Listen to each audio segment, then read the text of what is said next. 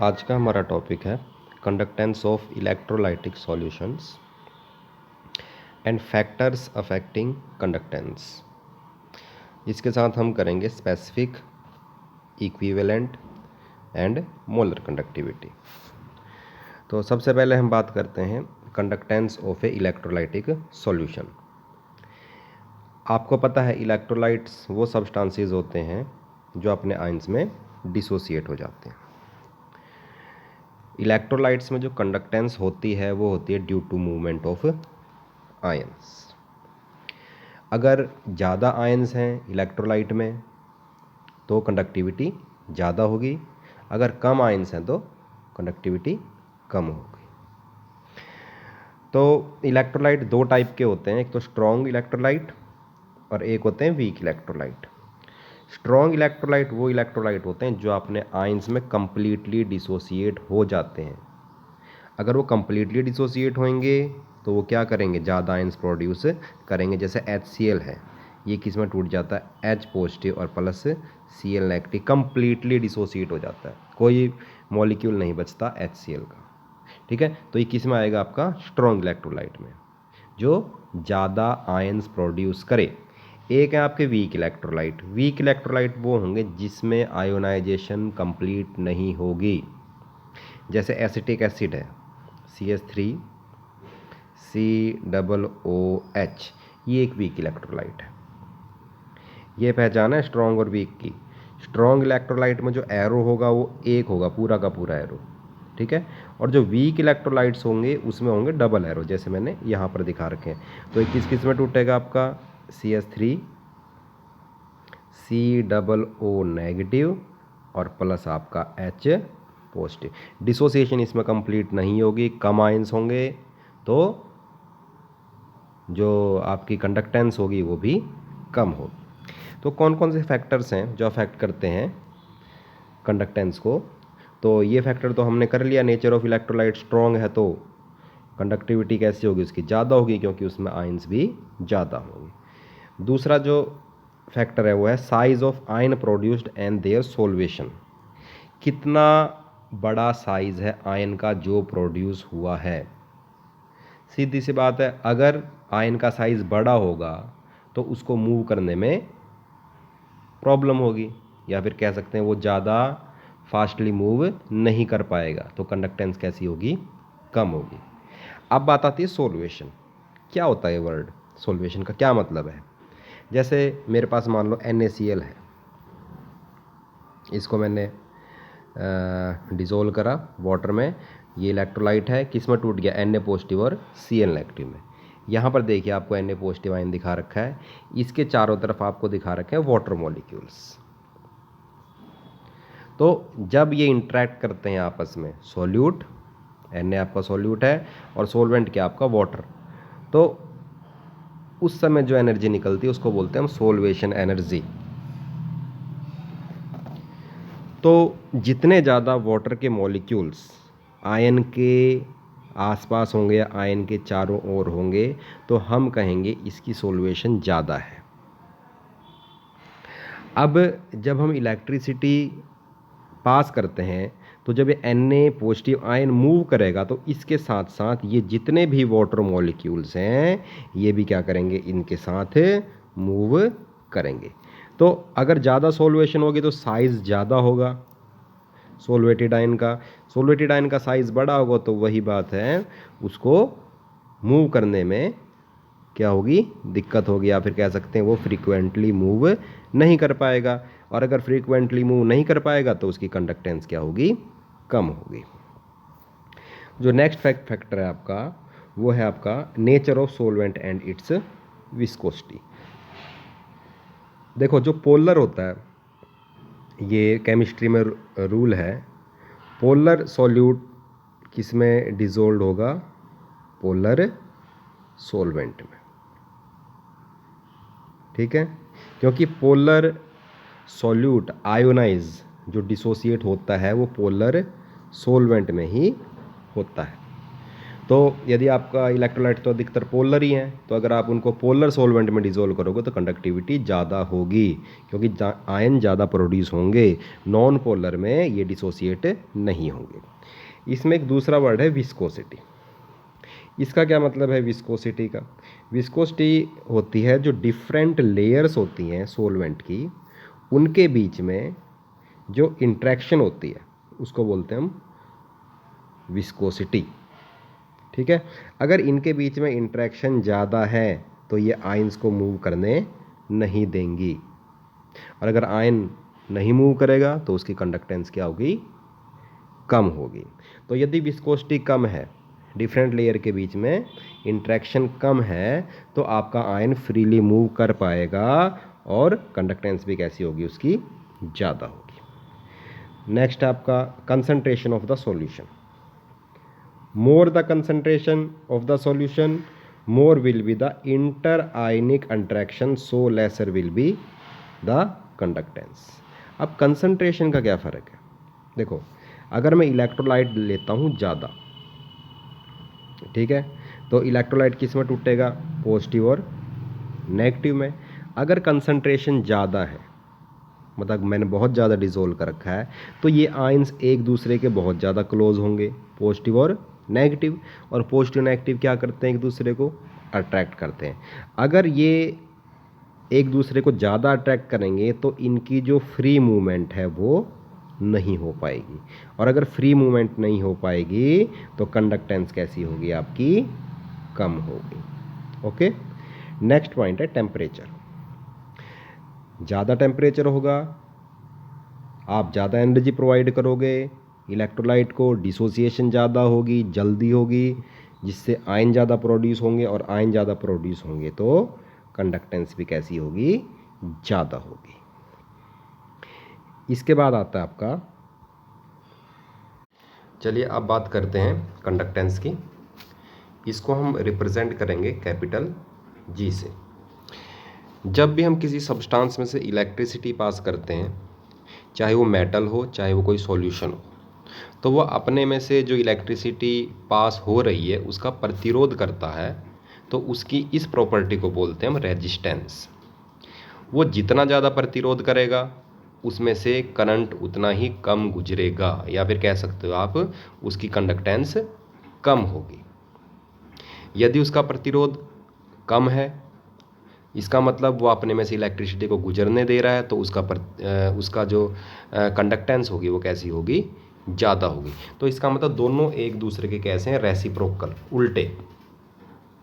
Resistance ज़्यादा तो conductance कम, resistance कम तो कंडक्टेंस ज़्यादा। तो इसको हम रिप्रेजेंट करेंगे जी से, और जी इक्वल टू क्या होगा आपका? 1/r। आर की यूनिट पता है आपको, ओम है, ठीक है। तो कंडक्टेंस की क्या यूनिट होगी आपकी? Ohm inverse. ओके, या फिर OHM का उल्टा कर दो, MHO। एक इसकी और यूनिट है SI यूनिट, उसको बोलते हैं हम साइमन। ये जितने भी आपके इलेक्ट्रोलाइटिक सॉल्यूशंस हैं वो फॉलो करते हैं आपके ओम्स लॉ को, जो आपने फिजिक्स में पढ़ा है और जो आपने 10th में भी पढ़ा है। तो ओम्स रेजिस्टेंस को कैसे रिप्रेजेंट करते हो आप? E/I से। What is E? ई है आपका, आपने कितनी वोल्टेज अप्लाई कर रखी है सॉल्यूशन में, और आई क्या है? उस सॉल्यूशन में से गुजरने वाला करंट। चलिए इस पर एक छोटा सा न्यूमेरिकल करते हैं।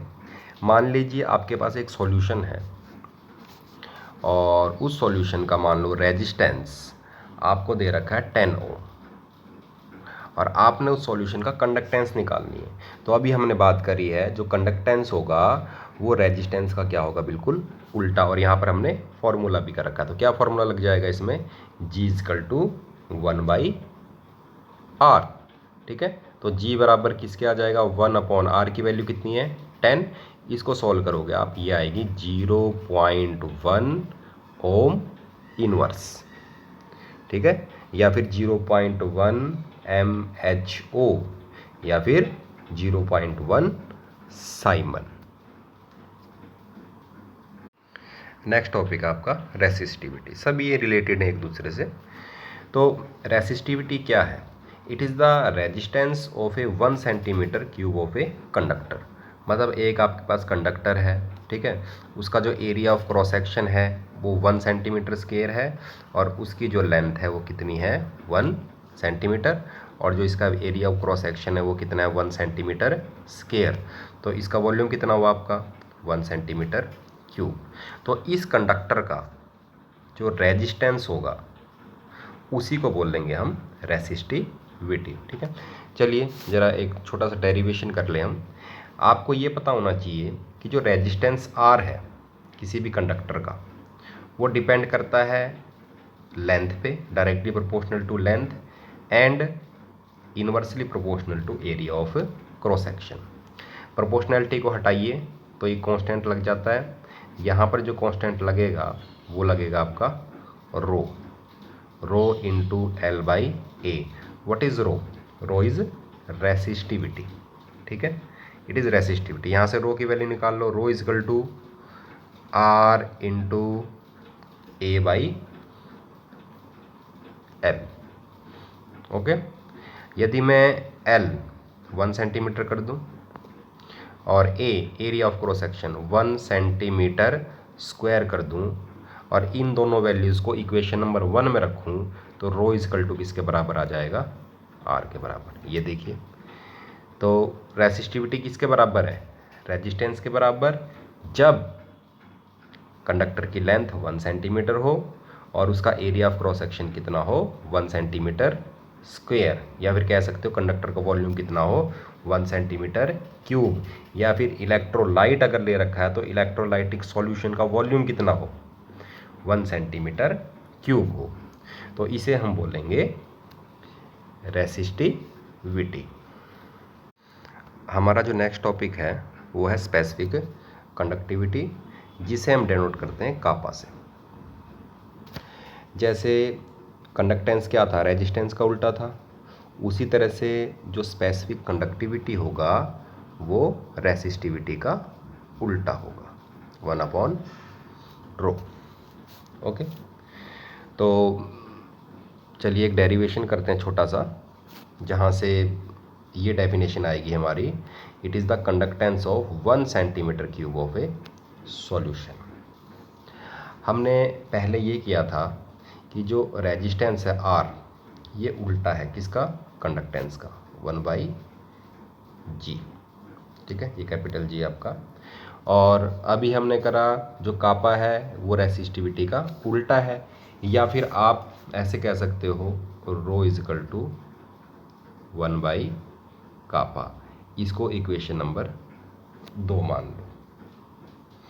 ओके, अब हम इसकी वैल्यू पुट करेंगे जो हमने पहले एक डेफिनेशन करी थी रेजिस्टेंस की, R is equal to rho into L upon A. ये हमने डेफिनेशन करी थी रेजिस्टेंस की, ठीक है। तो इन दोनों वैल्यूज़ को इक्वेशन नंबर 1 और इक्वेशन नंबर 2 में से जो R और रो की वैल्यू है, इसको हम इक्वेशन नंबर 3 में पुट करेंगे, ठीक है। तो R की वैल्यू तो कितनी है? 1/G। ये हो गई आपकी 1/G इज इक्वल टू, रो की वैल्यू रख रहा हूँ मैं 1/कापा, okay, into L upon A. यहाँ से कापा जो कंडक्टिविटी होगी उसकी वैल्यू निकाल लो। Kappa is equal to G into L by A. इस इक्वेशन को आपने याद रखना है, ठीक है। अब अगर मैं इस इक्वेशन में, इसको मैं चलो इक्वेशन नंबर 4 बना लेता हूँ। इस इक्वेशन में अगर मैं L is equal to 1 centimetre कर दूँ, और जो एरिया ऑफ क्रॉस सेक्शन है इलेक्ट्रोड्स का वो कितना कर दूँ? 1 सेंटीमीटर स्क्वायर कर दूँ, ठीक है। तो कापा इजकल टू किसके बराबर आ जाएगा? कापा इजकल टू जी के बराबर आ जाएगा। कापा आपका कंडक्टिविटी है और जी आपका क्या है? कंडक्टेंस। तो देखिए यहाँ से डेफिनेशन आ गई। तो conductivity, it is the conductance of कितना solution? 1 centimetre cube of a solution. यदि किसी भी सॉल्यूशन की आपने स्पेसिफिक कंडक्टिविटी निकालनी है तो आप उस सॉल्यूशन में से 1 सेंटीमीटर क्यूब ले लें, उसकी कंडक्टेंस नोट कर लें, वो कंडक्टेंस क्या कहलाएगी आपकी स्पेसिफिक कंडक्टिविटी। जैसे यहाँ पर एक डायग्राम भी दिखाया गया है, ये जो क्यूब है इस क्यूब का वॉल्यूम है 1 सेंटीमीटर क्यूब, ठीक है। ये क्यूब है मेरे पास 1 सेंटीमीटर लेंथ है, 1 सेंटीमीटर विड्थ है और 1 सेंटीमीटर ही हाइट है, तो इसका वॉल्यूम कितना होगा 1 सेंटीमीटर क्यूब। मुझे जिस भी सॉल्यूशन की स्पेसिफिक कंडक्टिविटी मुझे निकालनी है तो मैं इसमें रख दूंगा उस सॉल्यूशन को, तो उसका वॉल्यूम कितना बनेगा 1 सेंटीमीटर क्यूब, उसकी कंडक्टेंस नोट कर लूँगा, वो क्या कहलाएगी मेरी स्पेसिफिक कंडक्टिविटी। चलिए अब बात करते हैं स्पेसिफिक कंडक्टिविटी की यूनिट की, इसकी क्या यूनिट हो। तो अभी हमने एक फॉर्मूला लिखा था kappa is equal to G into L by A. What is G? G conductance था, ठीक है। उसकी जो यूनिट थी कंडक्टेंस की वो क्या थी ओम इनवर्स, ठीक है, रेजिस्टेंस की उल्टी, इनटू एल लेंथ है किस में होगी सेंटीमीटर में, upon area of cross section किस में होगा सेंटीमीटर स्क्वायर में, ठीक है। ये कैंसिल हो गया, ये सेंटीमीटर ऊपर जाकर सेंटीमीटर इनवर्स हो जाएगा, तो ये होगा आपका ohm inverse into centimetre inverse. तो ये यूनिट है आपकी स्पेसिफिक कंडक्टिविटी की या फिर कंडक्टिविटी की, या फिर आप लिख सकते हो ओम इनवर्स को आप साइमन लिख सकते हो, साइमन सेंटीमीटर इनवर्स। यदि न्यूमेरिकल में आपको किसी भी सॉल्यूशन की कंडक्टेंस दे रखी है और यूनिट ये दे रखी है साइमन पर सेंटीमीटर, तो इसका मतलब आपको कौन सी कंडक्टिविटी दे रखी है उसकी स्पेसिफिक कंडक्टिविटी। नेक्स्ट है आपका मोलर कंडक्टिविटी, इसे हम डिनोट करते हैं लैम्डा एम से। जैसे मान लीजिए मेरे पास ये एक क्यूब है, ठीक है, यहाँ पर और यहाँ पर दो साइड मैंने 2 इलेक्ट्रोड कनेक्ट कर दिए, ठीक है, और इनके बीच की जो डिस्टेंस है वो है आपकी 1 सेंटीमीटर, और ये जो एरिया है it is v centimetre square. तो वॉल्यूम कितना होगा इस क्यूब का, ये होगा आपका v सेंटीमीटर क्यूब। अब मुझे जिस भी सब्सटेंस की मोलर कंडक्टिविटी निकालनी है वो सब्सटेंस मुझे लेना है कितना 1 मोल। 1 मोल सब्सटेंस मैं इस क्यूब में डाल दूंगा, ठीक है, और अब मैं उसकी क्या नोट कर लूँगा कंडक्टेंस। जो उस मोल 1 मोल इलेक्ट्रोलाइट या 1 मोल जो भी साल्ट है उसके द्वारा जो कंडक्टेंस प्रोड्यूस की जाएगी उसी को मैं बोलूँगा मोलर कंडक्टिविटी। तो क्या डेफिनेशन है देखो, it is the conductance of all the ions produced when, देखिए 1 mole of the electrolyte is dissolve to form v centimetre cube of solution when the electrodes इसको पढ़ें, इलेक्ट्रोड्स आर, देखिए कितने दूर हैं ये 1 centimetre apart, and the area of electrodes is so large that the whole of solution is contained between them. ये जो electrodes हैं इनका एरिया इतना ज़्यादा है कि सारा का सारा सॉल्यूशन क्या आ जाए इसमें आ जाए। तो इस सॉल्यूशन की जो कंडक्टेंस होगी वो क्या कहलाएगी आपकी मोलर कंडक्टेंस। नेक्स्ट है आपका इक्विवेलेंट कंडक्टिविटी, इसको आप रिप्रेजेंट करोगे lambda E Q. Okay, same है बिल्कुल जैसे हमने मोलर कंडक्टिविटी करी थी। मोलर कंडक्टिविटी में तो क्या किया था हमने 1 मोल डिसोल्व किया था, ठीक है, और यहाँ पर हमने क्या करना है इक्विवेलेंट में हमने डिसोल्व करना है 1 ग्राम इक्विवेलेंट, 1 ग्राम इक्विवेलेंट किसी भी सब्सटेंस का 1 ग्राम इक्विवेलेंट हमने डिसोल्व करना है v centimetre cube of solution बनाने में, ठीक है। तो उसकी जो कंडक्टेंस होगी वो कहलाएगी मेरी इक्विवेलेंट कंडक्टेंस। अब आता है कि क्या रिलेशन है मोलर कंडक्टिविटी और स्पेसिफिक कंडक्टिविटी या फिर इक्विवेलेंट कंडक्टिविटी। यहाँ पर आप एक डायग्राम देख रहे हैं। इस डायग्राम का जो वॉल्यूम है वो है आपका 4 सेंटीमीटर क्यूब। ठीक है, 4 इसमें आप डिवीज़न देख रहे हैं, 1 2 3 4, सब में 1 सेंटीमीटर क्यूब सॉल्यूशन प्रेजेंट है। मान लीजिए आपने इस सॉल्यूशन की स्पेसिफिक कंडक्टिविटी निकालनी है, कापा। आपके पास सॉल्यूशन कितना है, 4 सेंटीमीटर क्यूब। तो आप क्या करोगे, इस 4 सेंटीमीटर क्यूब में से कितना लोगे, 1 सेंटीमीटर क्यूब। हमने यही डेफिनेशन करी थी स्पेसिफिक कंडक्टिविटी की, कि आपका जो सॉल्यूशन है उसमें से हमने कितना लेना है, 1 सेंटीमीटर क्यूब। अब मान लीजिए हमें निकालनी है इसकी मोलर कंडक्टिविटी। तो मोलर कंडक्टिविटी में क्या होगा, पूरा का पूरा वॉल्यूम, कितना वॉल्यूम है, 4 सेंटीमीटर क्यूब, इसकी जो कंडक्टेंस होगी वो कितनी कहलाएगी, आप वो कितनी होगी आपकी, लैम्डा एम, और वो क्या कहलाएगी आपकी, मोलर कंडक्टिविटी।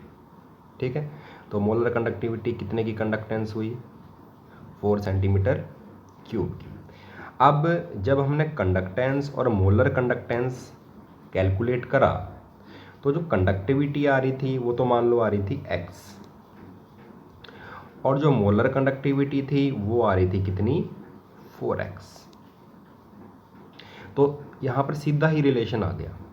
क्या रिलेशन आया है कि जो मोलर कंडक्टिविटी होगी वो निकाली जा सकती है कैसे, सॉल्यूशन की स्पेसिफिक कंडक्टिविटी निकाल लो और उसको मल्टीप्लाई कर दो उस सॉल्यूशन के वॉल्यूम से।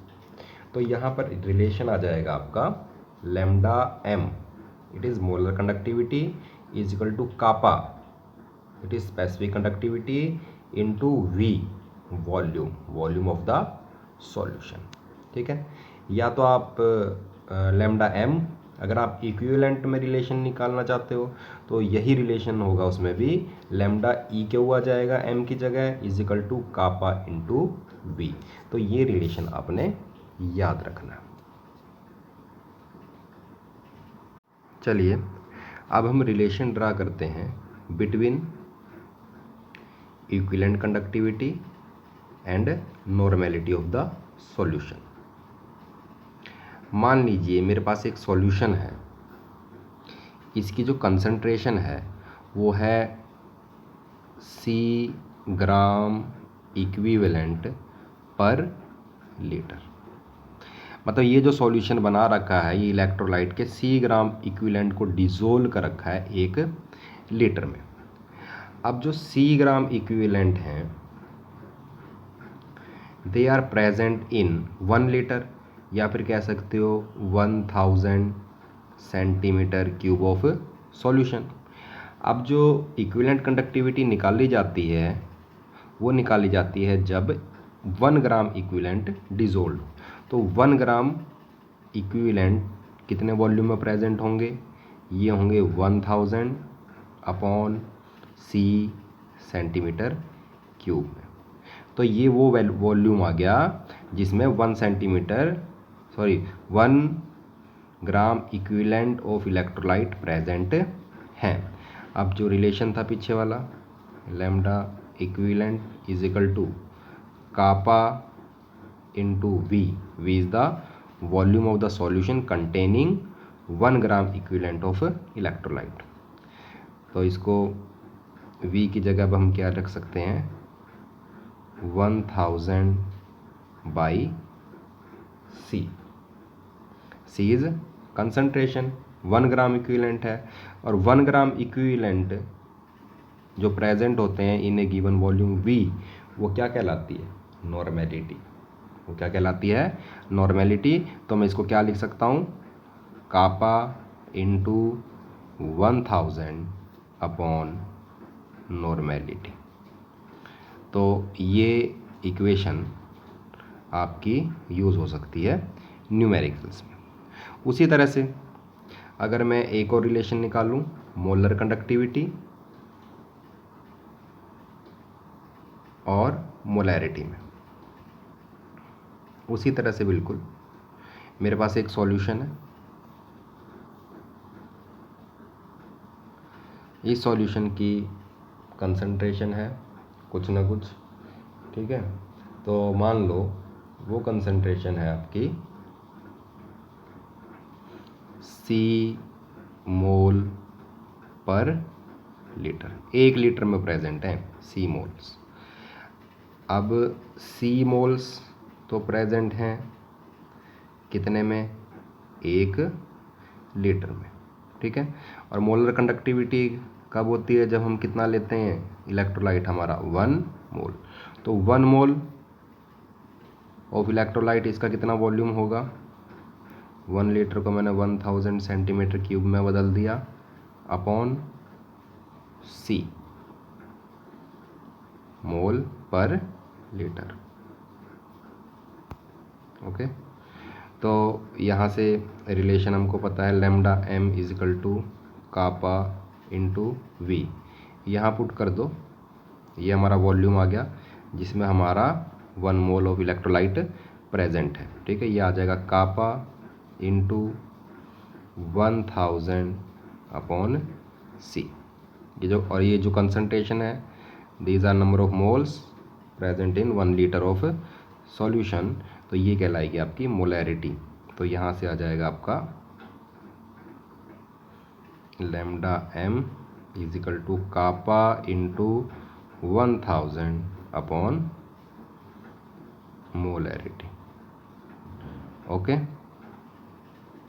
मोलैरिटी, ठीक है।